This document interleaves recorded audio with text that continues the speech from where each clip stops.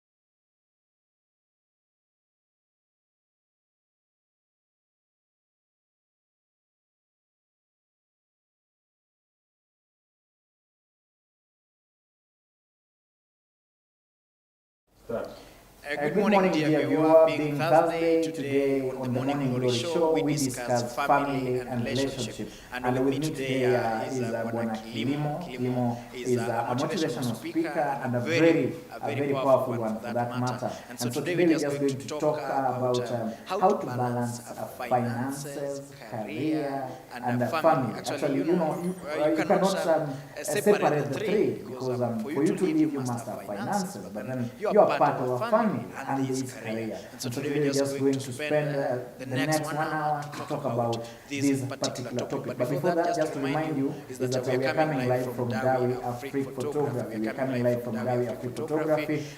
This is a production house based in Eldoret Town, Zion Mall Basement A. So if you are in Eldoret and you need anything that goes into production, and then that is a video and photo production, consider working with the Dawi Afrique Photography. Just to remind you is that right now I know a lot of people are taking photos for the purpose of getting themselves the US TV lottery. And so Americans are usually very specific with what they want for this particular photo. The right place to take that photo is nowhere else but Dawi Afrique Photography. So I keep tuning, I keep talking to us, but then let me also welcome Bwana KILIMO aweze kutueleza jina lake na kusema machache kuhusu. Karibu sana. Asante sana. Good morning, viewers. My name is KILIMO RUTO. Renowned motivational speaker. I'm also a preacher associated with AIC Fellowship Eldoret. I'm also a trainer. I'm also a governance expert. So I jungle across those specific areas of expertise. Right.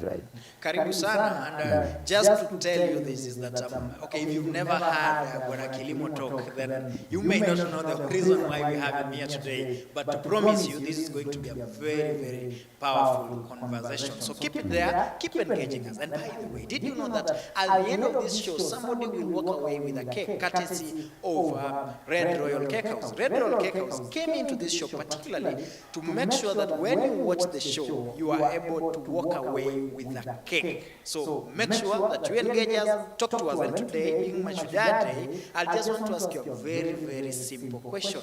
Give me, okay, that person that you believe is your Shujaa, and down there, for you to win the cake, just tell me why you think they deserve the cake. So tell me who is your Shujaa and tell me why they deserve the cake. And if they are no longer there, maybe just give me a good reason why you think they are Shujaa to you. Back to today's topic, and maybe before to Songe Sana, just to ask Bwana KILIMO, being the Heroes Day, maybe who is your hero, sir? Great. I would say my father, because I do what I do today because my dad introduced me to this when I was a little boy.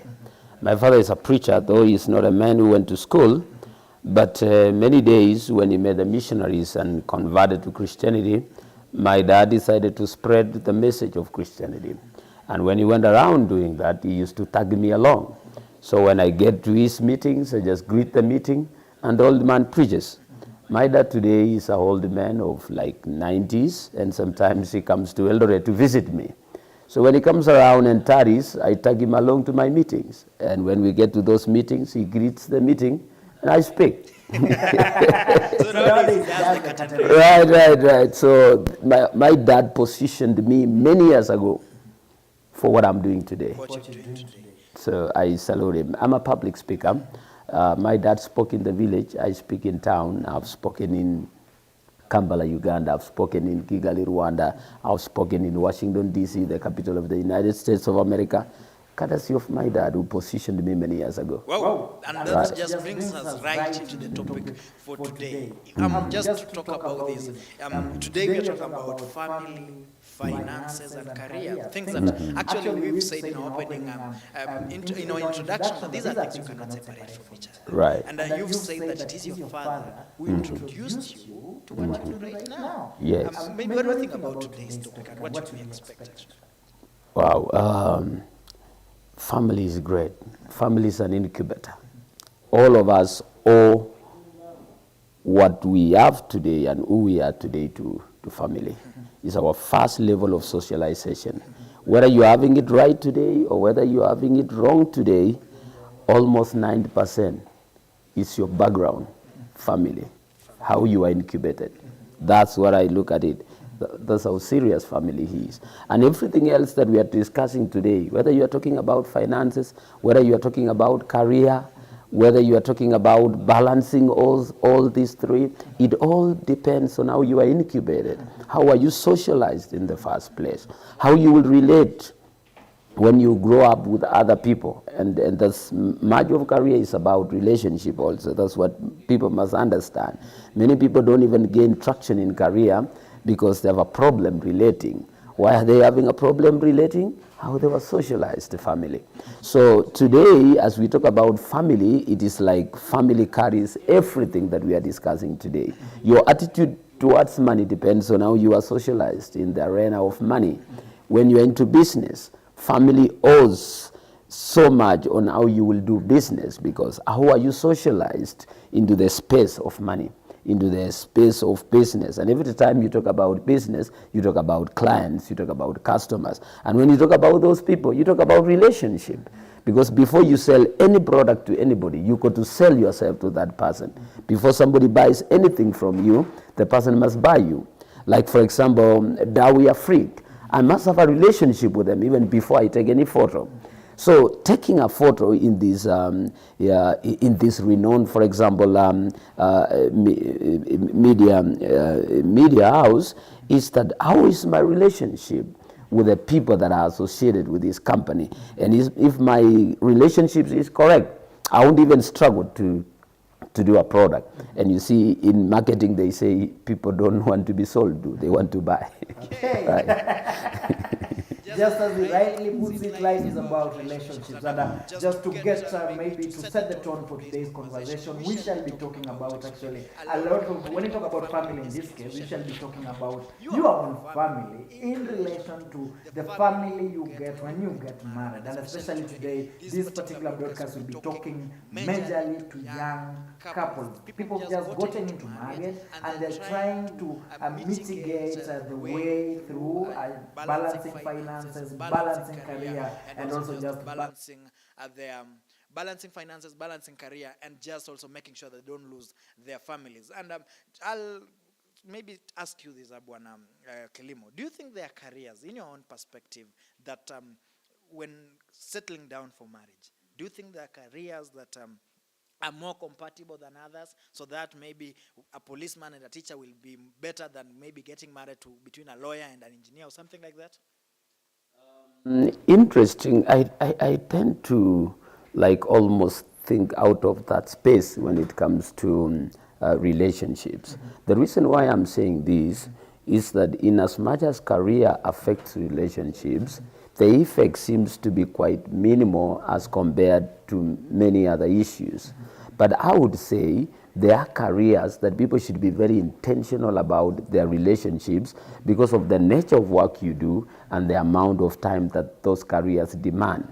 For example, if you're a doctor, for example, and then probably your husband is a policeman, you can see like how those jobs will engage you. Number one, as a policeman, probably you may not even predict your kind of posting. You go to a station and you don't know how long you've been in that station. Sometimes you even find yourself, you are very far from your family, and at the same time you are doing a more combative job that is so mentally engaging and draining. At the same time, if your spouse is a doctor, the person is in an environment that is emotionally draining, and also in terms of the amount of hours that you commit to this career, you commit so much hours. So you see, these two people have careers that engage them. In fact, the careers has nothing necessarily to do with how they relate per se, but in terms of the time and the emotional impact that these kind of careers have on them.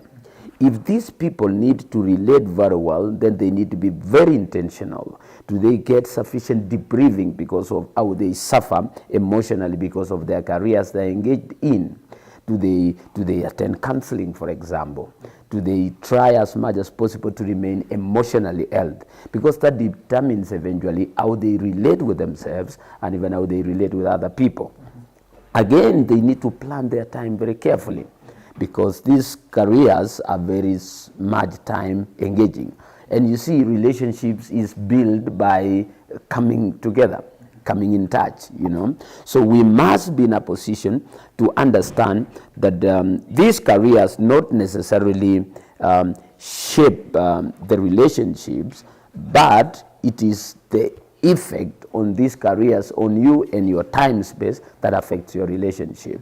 So I would say yes and no at the same time, because yes, there are careers which are demanding emotionally in terms of time. And number two, I would say no, because you can be very intentional about your relationship and you plan your time and you plan your emotional well-being.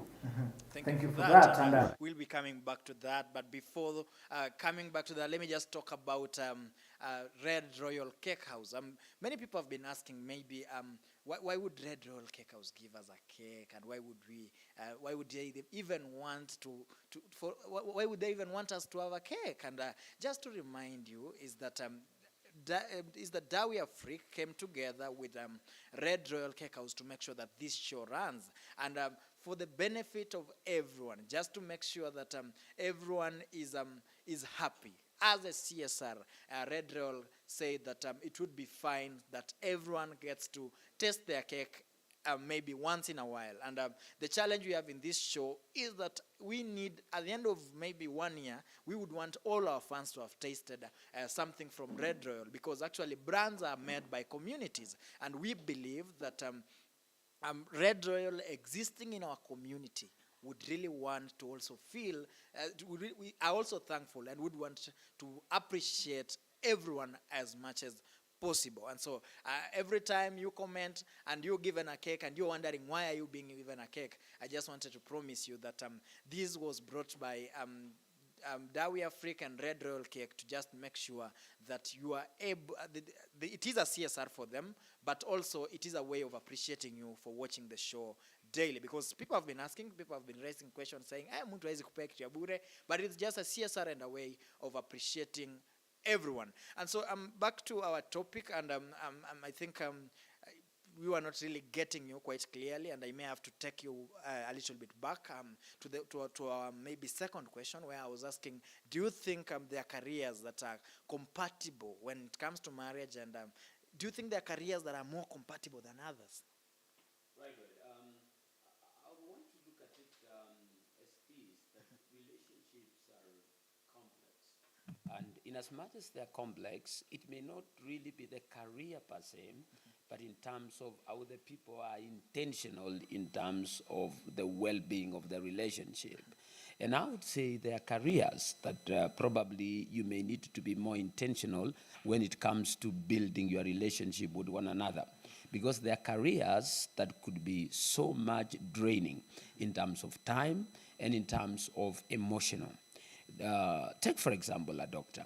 A doctor works in an environment where it's so much emotionally demanding, and at the same time also it's so much demanding in terms of your time.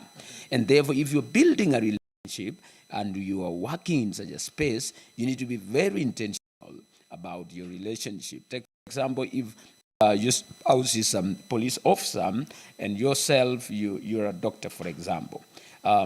Police officers work in a more competitive environment that is so much emotionally attacking, and at the same time also it posts you probably to like extreme places, or sometimes you find yourself you're away from your family and all that. You need to be very intentional if you want your relationship to thrive, for example.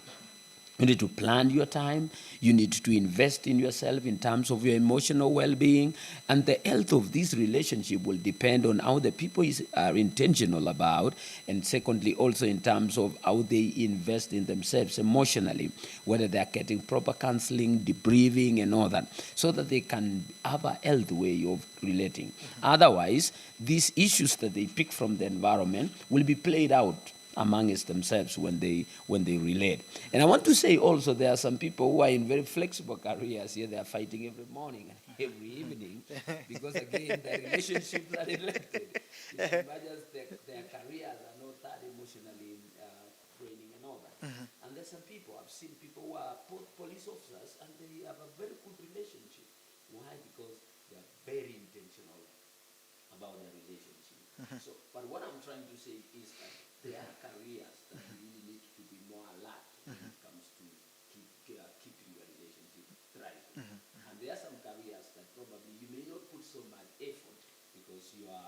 most of the time you are together, and at the same time you are not so much emotionally drained, if I may say.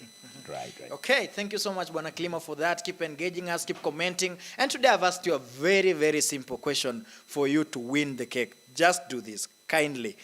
Get into the broadcast, tell me who your Shujaa is.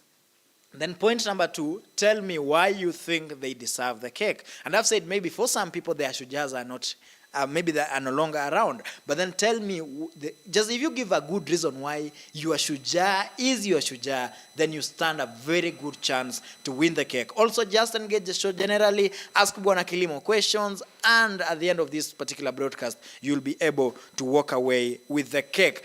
On to my next question, Bwana Kilimo. Do you think then, as you've said, that career may not really affect a lot when it comes to how I behave and how I socialize and all that. But then at the end of it all, you've said also that it may at some point affect. Right. So then, is it that do you prescribe that maybe couples should talk about their careers before getting into marriage? Right. I think planning is what is missing in many relationships, if we may really be very sincere. And if they plan for the wedding. If they try to plan, they plan for the wedding. And then it becomes a shocker when they settle down. One, the people don't know themselves, don't understand themselves, and even to make it worse, they know nothing about marriage and they know nothing about relationships. Number one thing that I would want people to invest in is to learn about relationships. How do people relate?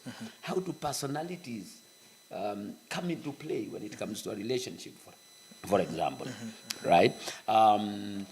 Psychologists categorize people into about 4 main types of personalities. You may have heard of the sanguines, you may have heard of the phlegmatics, you may have heard of the cholerics, you may have heard of the melancholies. All these people display a certain pattern of behavior. And if you understand yourself in terms of your personality trait, and if you understand your partner in terms of her personality trait or his personality trait, the easier for you to relate when it comes to settling down. Now, why is this even much more important when you talk about career? It's because career is affected also by personalities. It's very unlikely that you will find a very reserved person being a marketer, for example. My good friend goes gay, the man buying Dawi Freak, is a social person. He's a social person. And you'll not be surprised finding him is a marketer, for example. I mean, it just comes almost naturally because there is a way your personality pushes you into a particular career corner.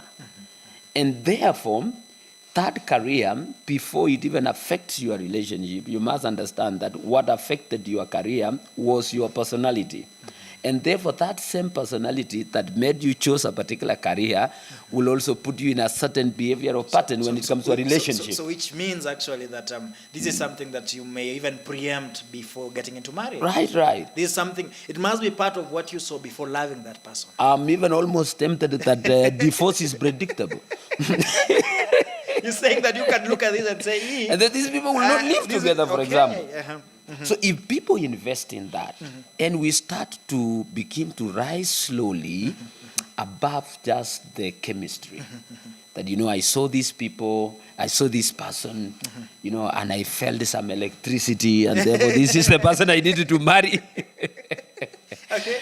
We need to rise above that. Because at the end of the day, I've come to realize that what sustained relationships is your commitment to remain together and to make the relationship work. Okay, Bwana Kilimo, just to interrupt you and tie a point to that. Yes. Now, you've talked about weddings, and that's actually where we are headed next. Yes. Weddings, when we talk about weddings, and you've said many people plan for weddings more than they plan for marriage. Yes, and finances also are involved in weddings. Right. And many observers have said that some people spend too much for the wedding and the pre-weddings, such that when they now get into the actual marriage, they have nothing to spend. What is your view about this? We should also look at this thing from a very sober point of view. I think also people should not overlook the idea of giving your marriage a good entry. Because sometimes it can communicate how is you serious you are about marriage. And that's why you're putting money in the process. Even in terms of the process of just communicating to the world that, you know, I'm getting married to this person and all that. Do you know in itself that is commitment? Taking photos and posting and saying, you know, this is the love of my life and all that. I normally tell young people, by the way, utamu ya mapenzi ni matangazo. You know what I mean? It is criminal if somebody tells you I love you but don't tell anybody. You know, that is that's a con man or a con woman.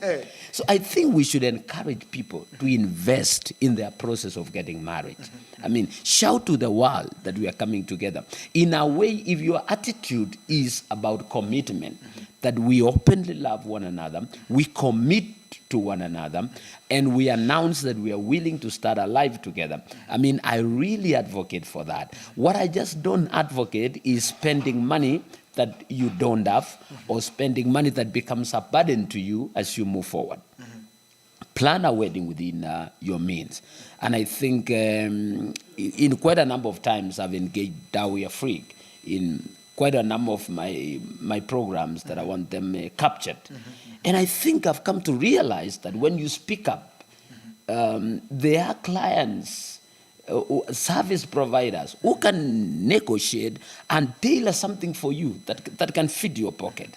You know, sometimes when you look at these big organizations, for example, and you say, or even you see the quotations, you start just dismissing and say, oh, I cannot really afford a wedding, blah, blah, and all that. Sometimes if you can walk into that service provider and you just have a dialogue, I'm telling you, they can tailor-make something for you that is so good and is within your budget. Okay. I mean, you don't need to hire like 7 cameras to have your wedding well captured.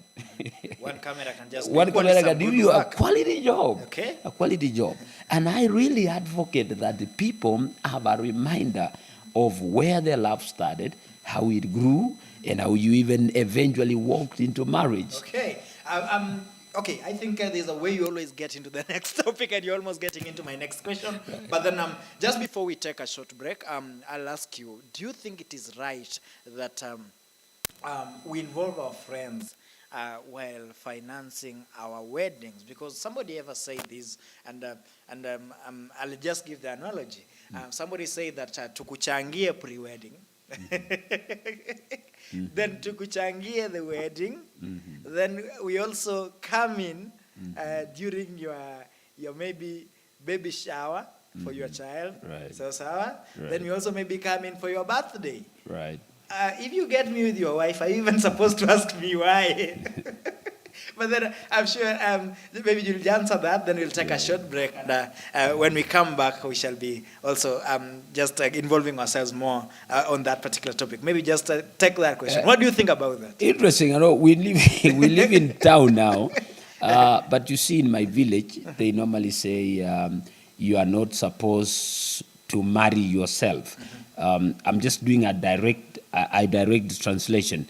In Maragwe they say matu magechich. You know, in other words, you don't finance your ceremony of marriage, because it used to be a community relationship because of how social beings we are. But coming to that, I think it is responsible if somebody begins to plan his life and you plan your process of getting married in terms of looking at yourself and again looking at a support group. A support group that you owe to them in terms of getting back to them also in some way, for example. Because we live in a society where it's like almost back to back with the people that probably you grow up with, your friends, blah, blah, and all that. And I've always argued that friendship is expensive. Anybody who walks into a space of friendship with somebody and wants to feel like it would cost him or her anything is a fallacy. That's not a friend. A friend should be the kind of a person that can get inconvenienced to make something about you convenient, for example. So I agree with the idea of fundraising for whatever thing that you want to fundraise in your life. So long as you're a genuine person Number two, so long as you also have a plan and you are working on a plan that is very realistic in terms of your means. Okay, just let's put this into perspective. How much should I have? What percentage of my wedding should I have for me to invite friends? Not necessarily. I've seen some people also, depending on the circumstances you are going through. You know, there's somebody probably who just come out of university and say, I just want to settle down. And I have seen such people even scaling down their wedding ceremonies into even something like a church function, for example. And some of them may not even ask for money. They can just ask for some things in kind. And somebody could say, please, would you volunteer to just do photography for me? You know, and another pastor says, I will come and officiate the wedding, for example, and I will not charge you anything.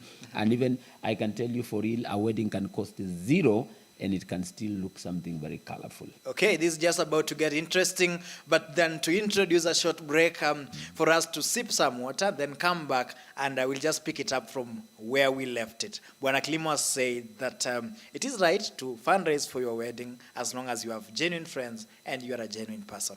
We take a short break. We shall be back in 2 minutes.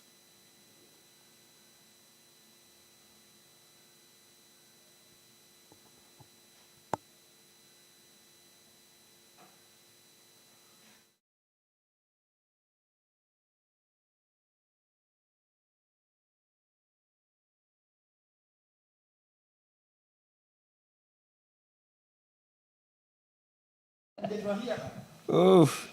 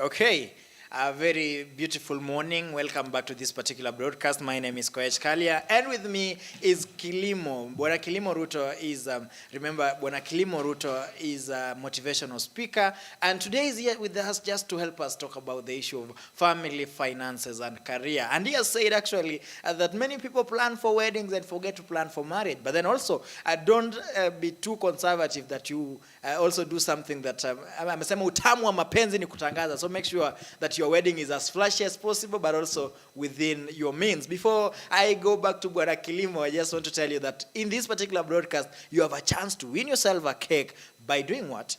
Just telling me who your shujaa is and why you think you deserve the cake or why your comment deserves the cake. Ingia pale kwa comment section, niambie shujaa wako nani. Remember that today is Mashujaa Day. Bwana Kilimo saying that his dad is his shujaa. We were talking about something, Bwana Kilimo, and you are saying that it is okay to ask for friends to fundraise for you. This is a question everyone has been asking. Okay, well, this is a question that has been asked the most this week. What is your financial worth? That's a question that so many people have been asked this week, and people have been talking about millions. And yesterday, so many people were saying that maybe it's a question you need to ask before you get into marriage. I mean, it's good. I mean, you see, openness is good. We talked about knowing each other, and we were talking about personalities, blah, blah, and all that. And I would encourage people to invest in knowledge, and especially even knowledge, not just knowledge of marriage and all that, but even knowledge of themselves. If you can understand this person's personality, my attitude towards this and that, and even my attitude towards money. And that is displayed on how open you are, because there are people who are in marriage and you even don't know how much your spouse is earning, for example. So you are just in jobs and you even don't know how much money you are earning, for example, and all that. That is important, number one, in terms of trust, yeah, because there must be trust for you to be friends, you know, because what peddles friendship is trust, and what builds trust is openness. So, number one, I agree.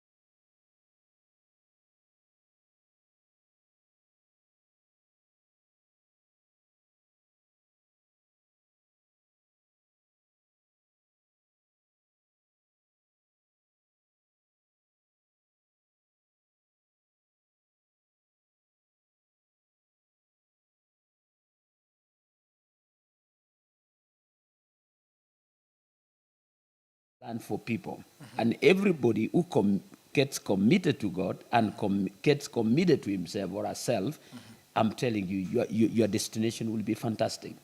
And therefore, anybody who is using you probably like you are today to judge you are tomorrow and all that, the person in itself has a very bad attitude even towards how God develops people and the process of development and the process of acquisition of wealth and so forth.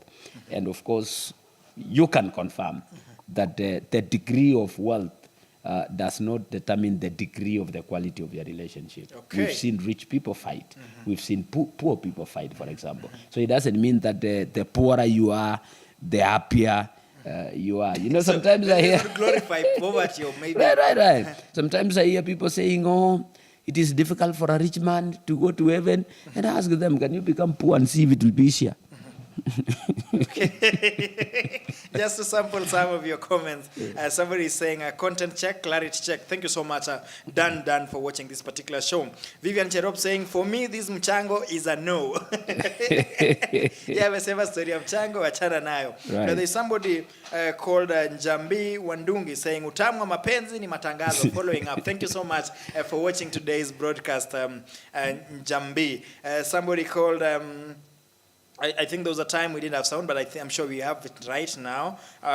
Thank you so much for letting us know, Liz Rocasio. Now, please do tell us if you are getting us clearly.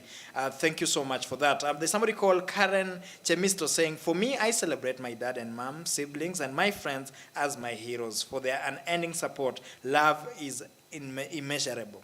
There's somebody also called who I think the comment is jumping, but then we shall get back to it. Just do tell me, who is your Shujaa and why you think you deserve the cake today?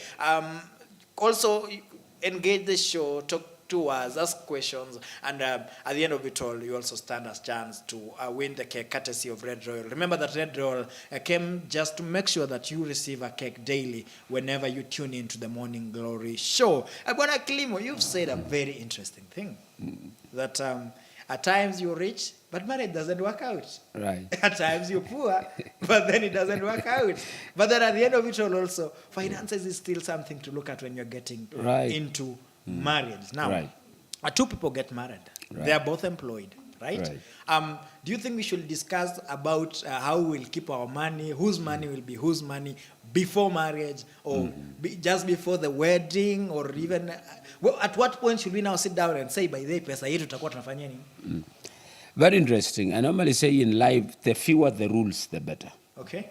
The more the rules, the more the crimes. Okay. So, so one, it's good to keep these things easy. Number one, I say openness is good. Openness is good. These rules of whose is what and what is what, sometimes you just complicate things. Get it easy. Don't copy. So what works for me will not work for somebody else, for example. Like now in my family, we are easy with money. We just get money there. We plan what do we want to do, and we have created a priority list for our investment, for example. And then we just simply ask ourselves, like, hii kidogo imebaki. How much do you want to do your own thing? And somebody says, oh, I need this, and I say, I need this, and it is done, and we just get rolling. We are not so much obsessed with this idea of whose money is this, whose property is that, and all that. And every bit of the way we do succession planning. That's what we've done in our family. That every stage of the way we do succession planning. We do succession planning in terms of what happens after us and all that in whatever that we have. Number two, we also create a mindset in our children to begin developing responsibility in terms of takeover. What I've just realized that is that planning in terms of succession and what happens after you is one of the biggest things than people struggling on what happens in their presence. Because when you are there, you can easily take charge of the environment. So people fight so much in terms of monies and all that because of one thing, the sinful nature. When man fell, the sinful nature came in and we started becoming selfish. You get that? We started, you think about yourself. But if we leave the biblical principle, things become very easy. The Bible says, don't think of yourself higher than your spouse. You know, the Bible tells the women to submit. In other words, give the man an opportunity to provide leadership. But at the same time, the Bible tells the man to have a leadership in love. And love is higher than everything else because love is God himself. And God gave himself for us. In other words, God gave everything for us. Meaning as a man, if you offer leadership in your home, you give yourself. If that plays out, it is really good. We really struggle out there because of our sinful nature. We are selfish. You think about yourself. You don't think about your spouse. You think about your happiness. You don't think about the happiness of the other person. And people forget the Sunday school song. For those of us who went to the children's church when we were growing up, we used to sing a song that says, the time to be happy is now. Okay. Yeah? The place to be happy is here. People now lost number 3. Which is the game changer. It tells us now the way to be happy. And it says the way to be happy is to make someone happy. In other words, if you want to be happy, make somebody happy. Make your neighbor happy. If I want to be happy, I make you happy. And I want you to do an experiment one of these days, just down the road. When you see somebody coming toward you, just turn your face to look wild. Look annoyed. and see the reaction of the other person. They also become. They'll just react exactly the way you have reacted. If you see somebody walking down the road, just smile and behave as if like you know the person. How would the person react? They start smiling. Right. Okay. People give you what they give them. I'm telling you. So even in a family setup, let us not even fight about these monies and all that. If you concentrate in making your partner happy, you will be happy in return. If that becomes the goal, the fight around money will not be a problem. But it doesn't mean that we shouldn't discuss money. We have to discuss what do we do with the monies that we have, for example. Where do we invest? Try as much as possible to agree. If you don't agree, you must find a way of forging forward, for example. Me and my wife, we have disagreed in so many things because she feels like this the right way. I feel like this the right way. Everybody gives reasons. The reasons tie. And we have agreed in my house that in the event that we find it so hard to agree, now being the leader of the house, the chairman's vote will decide. But that may not work in your house. But find a way. Find a way. I mean, don't be held hostage because you cannot agree. Don't start investing mutu kivyake because you cannot agree. It will be your detriment. The other thing that I really need to point out very quickly is that we need to play very carefully with money because money is power. The person who controls the money controls the power. And human beings are very funny because, you know, we are spiritual beings. We are gods. So we really crave for power. We crave for control. That is how naturally human beings are determined. It's even like the person who drives the car. Have you ever discovered that it is like the person who is on the driving wheel is actually the person who is in control? Yeah, it's like the power seat. Yes. When you're having conversations, everyone tends to address the person driving right. It's like a center of power. Money is like that. And let me tell you, even the Bible says money is God's wings. The Bible says money answered everything. Don't underestimate the place of money. And that's why you need to be very careful on how you play with money. The moment you have money centered somewhere in the house, that's where power is centered. The moment now kila mtu wako na pesa yake, it means you have two stations of power in the house. So you need to be very critical when it comes to money. Okay, and just before we come to that, and I'm telling you, I have a way of getting the next question. Yeah. Okay, this is the Morning Glory Show. Thank you so much for watching. Just to sample some of your comments, there's somebody called Liz Roquesio was saying, I don't have a problem with mchango for your koito, but I've got an issue with mwenye sherehe anatoa 10,000 na sherehe yenyewe ni 250,000. And actually we've talked about percentages, maybe how much should somebody give when wakati anaitisha marafiki zake, maybe how much should I actually be having for me to set a budget. Somebody else there says this is Andrew Brand saying, my shujas are my friends and great kings who aren't always afraid of giving back to the society fully through menstrual hygiene and advocating for end rep culture. Okay, thank you so much, Brian, for your feedback. There's also somebody called Cherotich K. Naserian saying, huyu Pastor Kilimo ni mtu wa nguvu sana. Nakumbuka vizuri, way back nikiwa Kesup Girls. Alikuwa anakuja weekend challenge. Where show ilikuwa fiti. Thank you so much. Somebody there appreciating what you do in society as a mentor. Andrew Brian saying, for sure, Kilimo investing together is making the best growth than investing differently, which is making life a big loss in the relationship. Freeboy Chemisto saying, insightful discussion. Thank you so much for the comments. Keep pushing the comments. Keep talking to us. Keep engaging to the show. Tell me who is your shuja and why you think you deserve the cake. This is the Morning Glory Show, and today we are talking about family, finances, and career. We are coming live from Dawi Africa Photography. And all you need to do to win the cake is to comment. Comment relevantly about the show. Tell me who is your shuja and the reason why you deserve the cake. You mentioned something which takes us to our next point of discussion. You've said that you mentioned something about finances.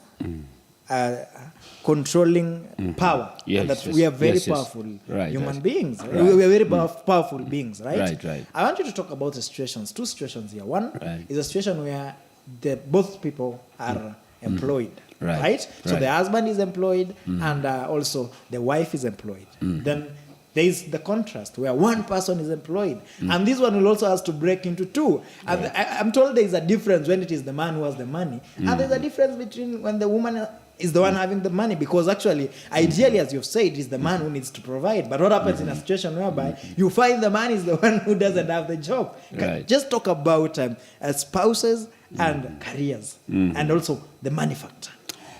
Interesting. I will go back again to the setup of family. And I think ideally, when we talk about a man providing, is about providing everything. Sometimes we just rush into a man providing the money, into a man providing these basics that you require in a family.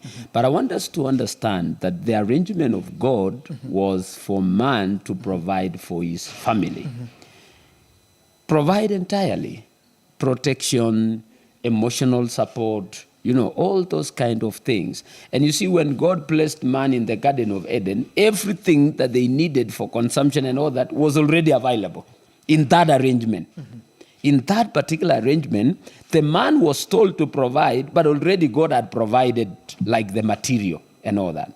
Meaning, significantly, what a man needs to do is way beyond that money and all that. Providing a home, a nest where everybody can feel safe and happy and peaceful.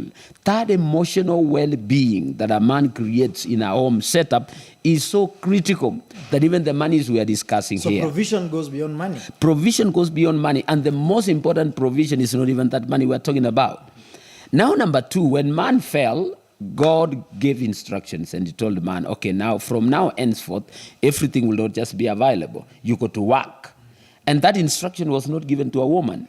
We must understand that. In as much as women work, that was not the instruction God gave a woman. He just said, I'll multiply your pain during childbirth and your desire will be for your man. That is it. In other words, women will be naturally tuned to men in terms of submission, in terms of what, in terms of emotional support and all that. It was an instruction, biblical instruction. But man was told, you will work. And this work may not just be narrowed to the man going to toil there and work and all that. It could just be like coming to an entrepreneur role where you come, sit at the family seat, and begin to be the entrepreneur who brings together all the factors of production. So that if your wife works and you don't work, you can be the entrepreneur who brings in all these factors of production. How is the emotional environment at home for your wife to do whatever thing that she's doing? When the money comes, how are you as a man bringing the family together and channel this money into a particular family investment that begins even to multiply that resource, for example? So you begin to sit at the center of what is happening and revolving around your family, for example. That's very important. But again, we live in a generation where some men have started becoming opportunists, where you begin to feel like, this woman really wants to settle down, want to get married, she has a good job and all that. And you just go to the house, your work is just to watch TV, your wife goes to work, comes back, comes with the shopping and all that. Kazi yako tu ni kubadilisha channels from one channel to another. The remote, wewe ni remote control. I mean, it is sorry for this generation, and it's happening a lot. In fact, I'm told the other day in America, a woman had just returned from the court to obtain a court order to evict his 36-year-old son. Mwenye alikuwa amekwamilia kwa nest, he would not move to the next level. So that's one thing I would say about monies would two not work. I've been in that situation myself at some point. There was a time I didn't have my job and my wife was working, right? And our relationship could still work because our attitude towards money and all that, we had understood the power of money. And we just treated money for what it is. We just saw it as a factor of transaction. Okay, so that means that the power is in understanding the power of money. Right. Okay. Right. Which takes me also to a very interesting discussion here. First of all, I don't know. Many people came from backgrounds, and especially those people who are firstborns, and talk about something called black tax, whereby you are being taxed without actually being taxed, whereby okay, just because I'm the firstborn, I'm supposed to provide for the second, third, fourth, fifth born. Are you Right, getting right, it? right. And some people have even said that at times this becomes negative. In that it affects your personal growth. Correct. Because you spend a lot of time trying to get your siblings Right. alive, living out there. Right, Right? right. And how should we, first of all, do you believe in existence of black tax? Right, it is there. It is there. And I'm a victim. You're a victim of black Right, tax. right. Do you think there was something that could be made to make that better? Do you think that Africanism is maybe making it unfair for firstborns or something? Sure, and not even for firstborns alone. Sometimes even some people, it's a question of society and other relatives away from your nuclear family, or even sometimes neighbors and all that. But this is what I always say. The Bible says, blessed is he who gives than he who receives. And sometimes we do these things, and if you do it out of a good heart, there's a way that it will just eventually come back to you. And I can tell you for real, you can run away from these things. You may even call it, it is the African socialism, or now we start pulling each other. Badala ya mtu kuishi maisha yake. But I have seen how expensive it is to succeed alone, especially in a family setup and all that. This is something that sometimes just gets passed on. My brother, for example, educated me and all that. And at some point, my brother passed on. And do you know, I'm the one educating his children today. So had he not educated me, we would have sung together. You know, I would not have gone anywhere. And now today, his children could not go anywhere. So there's a way it slows you down. You may not live the life you would want to live as fast as you may want. But at the same time, what is the value of probably you living a certain kind of life and probably your immediate family members are languishing? One thing I have understood, if people succeed in your family, you are even more comfortable. You call for family meetings and everybody is happy. You know, everybody is living a decent life. They may not be necessarily rich. They may not be billionaires. And by the way, I've always argued, it's not a must you become rich. It's not a must. And even not everybody will be rich, by the way. I mean, this thing of pushing everybody saying, oh, we must push, we must be rich, let us get to business, money is in business. There are some people who will never go to business, and there are people who will never succeed in business. Take it from me. There are people who must retire as employees, and we must leave people to be. Okay. You know, I mean, there are people who get into businesses and they suffer. They lose their earnings and all that. There are people who will be career professionals and they will do a wonderful job and they will retire a decent life. They just put one or two investments there and so forth, and they live a quality, fantastic life. And there are some people also who will be poor forever. They will not want to work, even if you push them, even if you say bottom up. There are people who will remain in the bottom, whether you give them money, whether you give them loans, whether you bring Hustler Fund. Jesus said it himself. He said the poor will always be with you. That's why I stopped getting stressed about who becomes rich, who becomes poor. So at times, okay, it's good to worry about your family, but there are people who will never reach. There are people even in your family, utawasaidia mpaka uchoke, unawachana na hawa. They cannot change. They cannot change. So you should actually have limits and bounds. Right. Thank you so much. Now, and okay, just to also thank those who are watching. Thank you so much for watching. Thank you for engaging us. After all, you give me a reason why you deserve the cake. Tell me who is your Shujaa and give me a reason why you deserve the cake. Just to thank those who are watching. Karen Chemisto, thank you so much for watching. She's calling somebody. Actually, invite someone to watch the show. So Karen Chemisto, as welcome by Carol Cherop. Gogo Small saying very interesting discussion. Kalia and Mr. Kilimo. John Jogu saying Mimi. Anasema amewatch tumpe keki, okay? We will say terms and conditions apply. Bwana John Jogu. Liz Rokesho saying that actually calling somebody called Judy, come and listen on behalf of our future. Thank you so much. Keep commenting, keep talking to us, and at the end of this show, you could win a cake, or you stand a chance to win a cake courtesy of Red Royal Cake House. Red Royal Cake House is situated in Eldoret, just behind Comfy Hotel. It is a cake house that provides cakes for almost all types of events. Quite interesting discussion here with Bwana Kilimo. Kilimo saying, bana, unaweza saidia watu, you can push people, push family, try to help them to an extent that you're not even there for yourself, and you may not help a lot. So it's good also to balance how much are you giving your brothers, extended family, and all that. Which brings me then to my next question, that when you're getting into marriage, should we now declare that, okay, sweetheart, mimi kwetu nategemewa, na this is how it is. Are you getting it? Correct. How should that go? Correct. I mean, we should just be open. If the whole thing is driven by love, the Bible says love displaces fear. We should speak these things. Sometimes we have some fear. Kwamba, nikisema hii, mtu ataniwacha, blah, blah. There's no problem kuwachwa. Kuwachwa, unawachwa tu. Hata mimi niliwachwa mara 4. Ukiwachwa, wachika. So it is better than to get into a marriage relationship that somebody is not willing to carry what you must carry. You get that? Because there's no way that you can form another family by dropping another family. As a matter of fact, we are only enlarging our generation when we are getting married. But the other connection remains. And this thing must be objectively discussed. And we share that to what extent can we go. Now we are coming together as a family. You may not be as much of help as you have been to your family. Some things will start getting scaled down. It is even important as a man or even as a lady to begin discussing that with your family and make them now to begin to expect certain changes.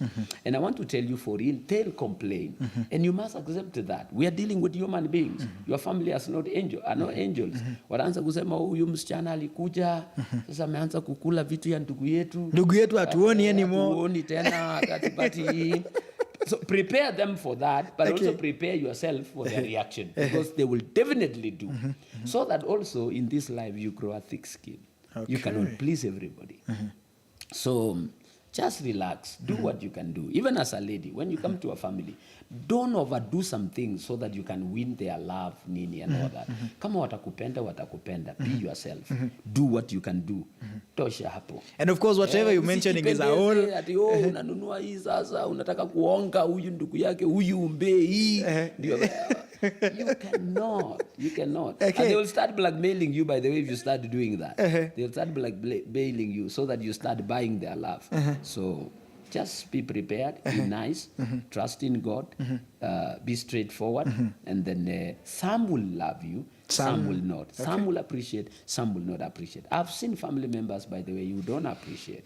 Yeah, unawapea gitu, anasema, alinipea tu hii peke yake. And even that one you have given them, they don't even deserve in the first place. Yeah. You know, so we must be prepared for that. Be mentally, be psychologically prepared for that. Kwamba there will be some negative reactions. And in a family setup, there are those who will flow with you, there are those who will not flow with you. And it is okay. And it is okay. Yeah. It is okay that some will flow with you and some will not flow with you. We are coming to the last quarter of this particular show. Quite interesting discussion, and I'm telling you, these are discussions that we'll have so many times, because you see, when you talk about family, family is you and you are family, and so we can never stop talking about it because it is part and parcel of us. Somebody called Mercy Jerop Sirgo is saying, people invest separately for this. Men can be very unpredictable. So imagine putting all your finances with your man, then when he decides to misuse, that is in quotes, or getting married to a second wife, then you're left with nothing. Somebody also saying that, Mercy also saying, we should go back to when we would be providing entirely. As a woman and as women, we are here to be loved. Okay, somebody saying that women shouldn't work. So yeah, so the man should provide. Maybe entirely. I'm sure Bwana Kilimo will have something to say about that. Maximila Tula Songoj saying, nowadays men are unpredictable. You invest together, after sometimes it brings a new queen, and that is very risky. Okay, so women are actually saying that. And by the way, wanaume mniambie, is it true that nyinyi ubadilika mbio? What happens that mnabadilika mbio na mnaacha mtu akiwa kwa mataa? Somebody else called, who now? Somebody calls J. Loltome saying that greed has overthrown good morals and money is not the solution to greed. Collins Kipchichirbor saying, nice show. Thank you so much for all your comments, and also continue telling me why you think you deserve the cake. And also, don't forget to tell me who is your Shujaa. Quite interesting reaction there. I'm also seeing Gerald Bitok watching. Asante sana. Gerald Bitok has a show just like this one, and actually he's gotten time to also be with us. Thank you so much, Bwana GB, and thank you for always also supporting. Yeah, by the way, nafaa uende Nairobi pia. So ufikishe hii maneno huko Nairobi pia. So thank you so much, Bwana GB, and thank you for always interacting and making sure that you support such initiatives. Bwana Kilimo, as we're coming to, I don't know, we cannot even say the end, just before we suspend. I want to respond to two questions. Okay. They are very critical. And thank you, Mercy Sirgoi, for watching. She's a good friend of mine. And she's raised something very pertinent. She's talking from the man's side, but I want to look at it from the lady side also. There's a friend of mine who was a teacher. Their wife was a teacher. And they decided to invest, a joint venture. And the wife came and told him, my father has given me a plot here. And we can put up some rental houses, blah, blah, and all that. And the man asked, where the documentation? Akasema kwamba unajua shamba ni kubwa, bado hawajagawa title, but twende tujenge. So they went ahead. Jamaa kanyakia payslip kwa ukuta. Omba loan, the wife, nini, and the investments kidogo alikuwa mahali fulani, nayo wakajenga. And they started earning from their rental property. Only at some point, mambo tu kidogo ikakuja, the wife started rocking the boat and all that, and eventually she just unceremoniously walked away. At some point, the man went now to collect the monthly rent in that property. Na kufika huko akaambiwa hapana, si property ili change hands. I said, what are you talking about? Yes. The wife sold it. Kumbe the wife had bought the plot. There was nothing to do with his father. And she, at the title, walijenga, aliuza, na akajiendea. When this guy went to the father-in-law, he said, I'm not aware. I don't have any plots in town. So this thing is not just unique to the men. I'm just trying to put both sides of the coin. That this thing can happen. It can happen to the side of women. It can happen to the side of men. It's only that somehow statistics tend to show that we have more men troubling the relationship in terms of property, property use, property management, and all that. But today the laws are much better. Every time you get into an investment, you can determine how much is somebody investing in that property. You can get into how is the property registered, for example, and all that. And even our laws are better today. If you want to dispose family property, there are procedures, and all that. So nowadays, it's more complicated to really liquidate family property. Today, also, if you marry and you stay with somebody for some years, for example, the things that you acquired through that period, there is also a law that covers that if it comes to the point of separation and divorce, for example. It is better that way than even the question of investing separately, because anyway, if you start doing your things separately, why are you even together in the first place? And of course, I want to agree that many relationships actually get into the point of where people just stay, not because they are still emotionally connected, but because other reasons outside emotional well-being keep them together.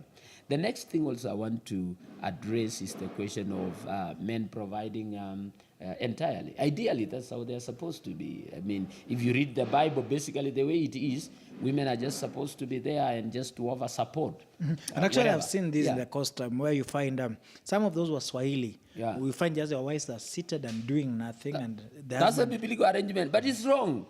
What you're saying, nothing, is very wrong.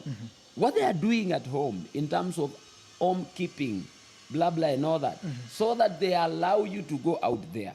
You come back, you find a clean home. You come back, you find a beautiful wife. Even a wife, just to give herself beautiful, for you to see a beautiful person loving you, is very expensive.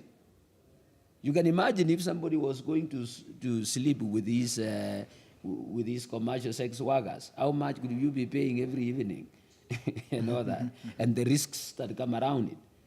And here you have a wife who is committed to take care of you emotionally, take care of you sexually, take care of you in terms of bringing up children, be a homemaker. How much is that, for example? So we must understand from that, and that's the support the Bible is talking about. But again, the Bible opens a wider leeway where women can also contribute in terms of their expertise, blah, blah, and all that. And if love reigns in a relationship, there will not be struggle about the money that she makes and the money that you make. Because what we have said is that the money is not the key thing to happiness.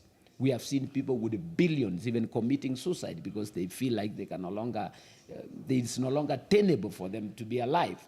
So we should not exaggerate the place of money, you know.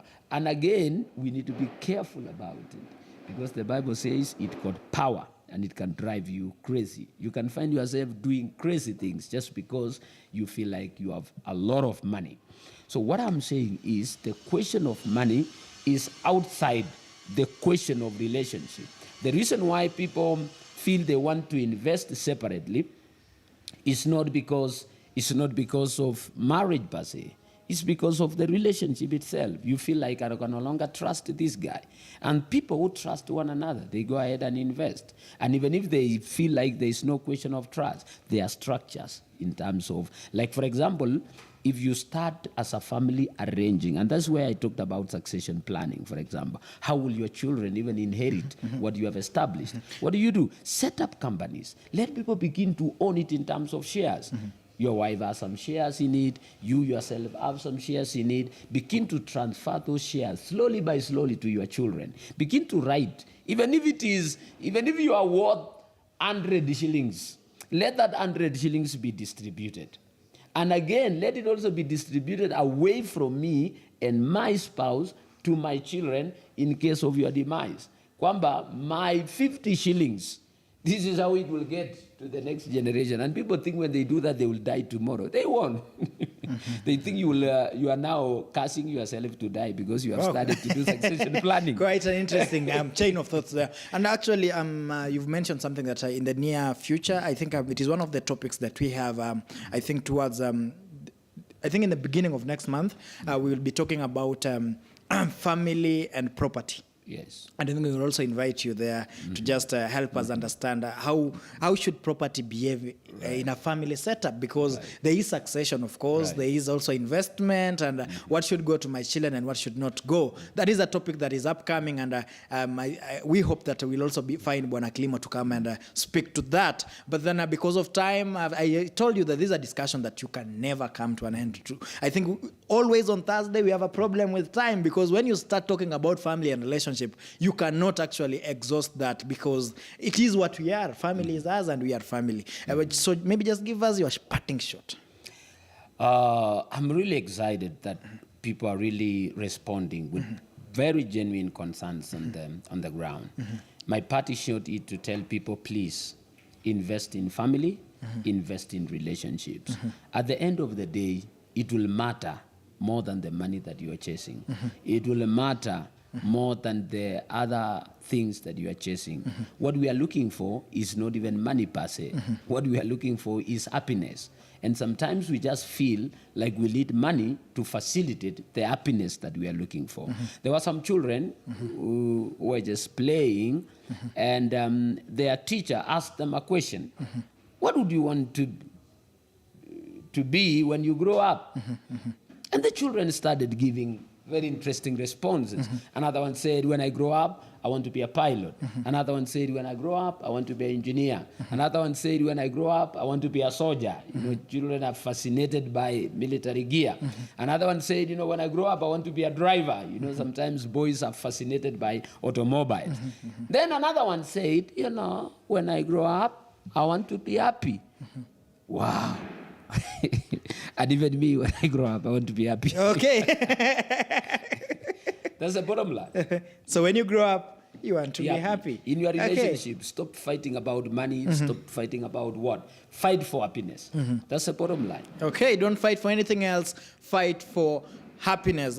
Today, unlike in other segments, I think we shall be going through the comments after the show because of at the time we shall be going through the comments and we shall get somebody who's actually won the cake. Thank you so much for engaging the show. Remember, we've been coming live from Dawi Afrik Photography. Dawi Afrik Photography is situated in Eldoret at Zion Mall basement A. Anytime you need anything to do with production, photography, you need anything that you need coverage for your event, you need live streams, then talk to Dawi Afrik Photography. Being Thursday, it has been the family and relationship edition. My name is MC Kalia, and this has been the Morning Glory Show with MC Kalia.